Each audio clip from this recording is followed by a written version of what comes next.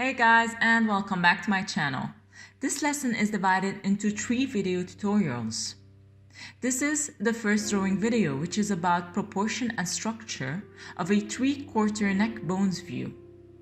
In the previous tutorial, we've talked about the front and side view, which is important in order to shift from 2D to 3D conceptual understanding. There is a relationship between the neck and the remaining of the skeletal system, which means the neck is the binding part linking the cranium with the rest of the body. As we shift and rotate the neck bones, proportions change. It depends on the body position in order to accurately portray what we see in front of us, which means measurements differ from one side to another. As we rotate the whole skeletal system, we can see how proportions change. And now let's start drawing the 3/4 view of the neck bones by breaking it down into 3 steps. First, proportion and structure, which is today's topic.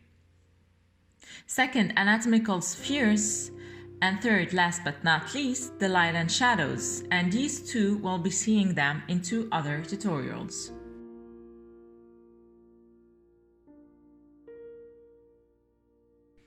Let's start with a very simple exercise. Note that in the 2D world, a circle operates within a square frame.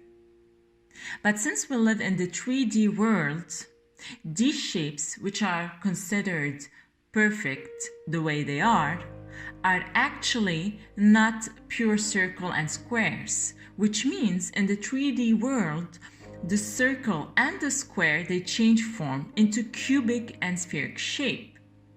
I always divide my forms into proportionate parts, passing by the center in order to draw accurate shapes. Remember, understanding how shapes change in the 3D world will help you in drawing better. As previously done for our sphere and cubic shapes in the simple exercise I've explained earlier, we draw oblique lines sketching the location of the first and second rib.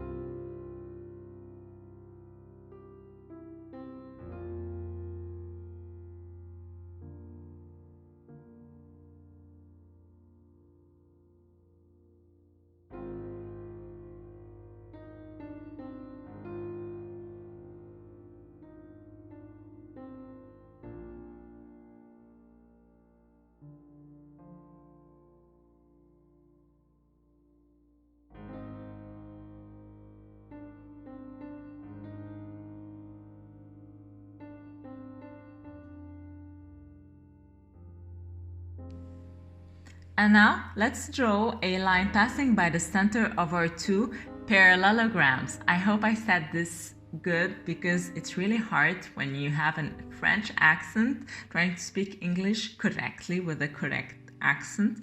So I hope I said this right. Anyway, so draw a line passing by the center of these 2 shapes. This is the line that joins the C7 vertebra with the manubrium of sternum.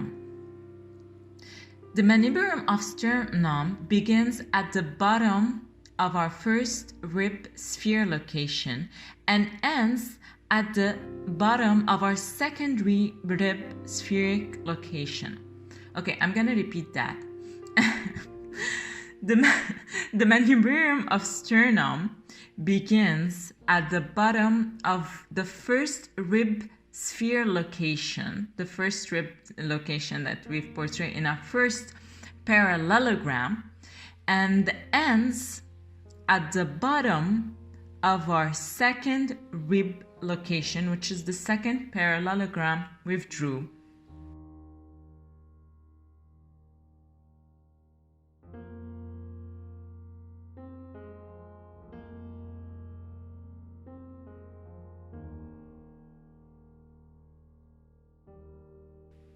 And now, passing by the top of the second rib and the top of the sternum, we draw the clavicles. Clavicles have curvilinear forms, and by following the shape of our oblique and sphere forms, we'll be able to draw accurately.